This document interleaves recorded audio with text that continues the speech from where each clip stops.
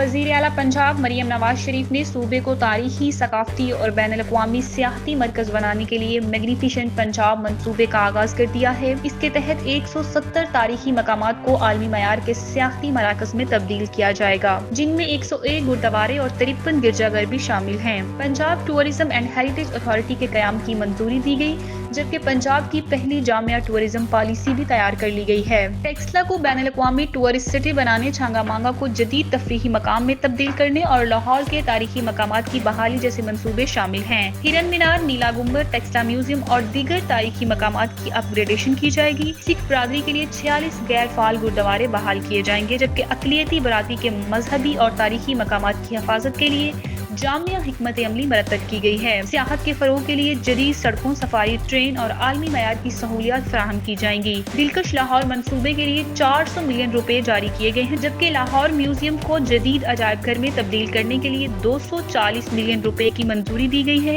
UNESCO के ताउन से पंजाब के तारीखी विरसे को महफूज करने के इकदाम भी किए जा रहे हैं। डिजिटल टेक्नोलॉजी के जरिए सियाहती मालूमात फराहम करने के लिए एक ऐप मुतारिफ करवाई जाएगी, जबकि सयाहों की सहूलत के लिए जदीद ट्रांसपोर्ट और खुसूसी डिस्काउंट पैकेज मुतारिफ करवाए जाएंगे। वज़ीर आला पंजाब मरियम नवाज शरीफ ने कहा कि सियाहत के फरोग से पंजाब का आलमी इमेज बेहतर होगा, मैशियत मुस्तहकम होगी और दुनिया भर के सियाह पंजाबी सकाफत और तारीख से रोशनास हो सकेंगे।